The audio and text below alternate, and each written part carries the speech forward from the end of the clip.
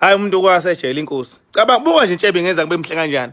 Kodwa kuthiwa chef, hayi intshebe nje ayikho right mzalwane. Funeki. Liphi ivesi elingafuni intshebe. Hayi umuntu kwahlala uFakazi Baka Jehova yazi.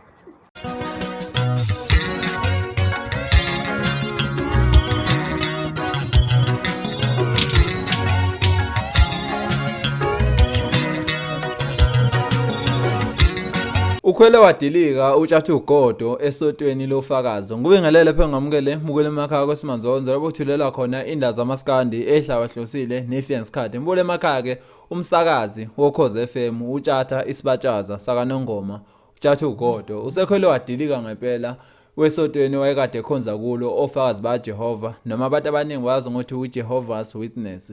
Wakhwele Wadilika ngempela emva kokuthi lapha enze khona ulive kuFacebook ushilo ngempela ukuthi ubusasota kuleli soto ngabe yena akekho muhle kanje. Ushilo ngempela futhi ukuthi kuleli yasoto kuthwamele ngempela ushefe itshebe kumele ibe yindi. Uthi yamxaka letho ukuthi yenzeka kanjani ngoba phela eBhayibhelini bona balandela uJesu kodwa uJesu wayebizwa ngehwanqa futhi uJesu wayenehwanqa. Uthi kodwa kamxaka ukuthi kungani ngempela kuthiwe esotweni labo kwakumele eshef. Futhi manje usekhululekile usiyakwazi ukuthi ayibekele ihwanqa lakhe. Washo ngempela ukuthi nabantu abaningi futhi bamncoma ukuthi usemuhle ngoba esenehwanqa. Bole emakhaya ke ngaphandle ukuthi ngithatha isikhathi esiningi nathi ivideo yakhe uTshatha umfoka ngobe ngempela ekhwele Wadilika kuyisoto wayekhonza kulo. Uzokhumbula ukuthi ngempela eminyakeni embalwa endlule wamemezela ngempela ukuthi useshile kuleli soto ngoba ekholwa ngokuthi leli soto lemhlukanisa nemndeni wakubo liphinde futhi limcindezele nasesimeni aphila ngaso. Uyasho ngempela ukuthi leli soto alifunakali umuntu oyiselebhu.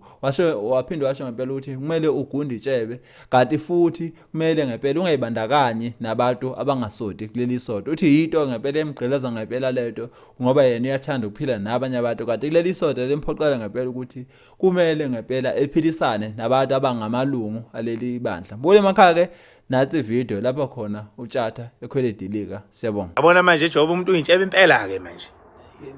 Umuntu uyintshebe impela phela ngisesiye uFakazi kaJehova manje. Angizena nje uFakazi kaJehova senginentshebe. Alokhu shefiswa ngenkani lapho ungazi ukuthi hayi manje intshebe emsalane ngathi intshebe isipha isikhona ungabisazi leli vesi lithi chef eliphi. Hey umuntu kwasejele bafowethu yazi. Hayi umuntu kwasejele inkosi. Cabanga buka nje intshebe ngenza kube mhle kanjani. Kodwa kuthiwa chef, hayi intshebe nje ayikho right mzalwane. Funeki. Liphi ivesi elingafuni intshebe. Hayi umuntu kwahlala uFakazi Baka Jehova yazi. Nkosi impela. Uyabona nje shanga ehwanqa manje impela. Impela ngoba sinehwanqa. Lapha mawufakaze nehwanqa livumelekile. Buyihwanqa uNkulunkulu wadala into ehle kanjani into ibe nehwanqa nje. Yho. Kodwa kuthiwa silisuse. Hayi umuntu okwavelelwa abafowethu yazi. Nkosi impela. Lapho uJesu Kristu kwakuyihwanqa lokugcina. Kwakuyihwanqa uKristu kwakuyihwanqa bonke oDavid kwangamahwanqa njo Paul kwangamahwanqa. Thina kuthiwa chef thina. Sishefele ukuthini? Osamson beshaka inwele ezinkulu ezinde. Ubafowethu kuhlalwa ngathi. Sanibonani njani niyaphila?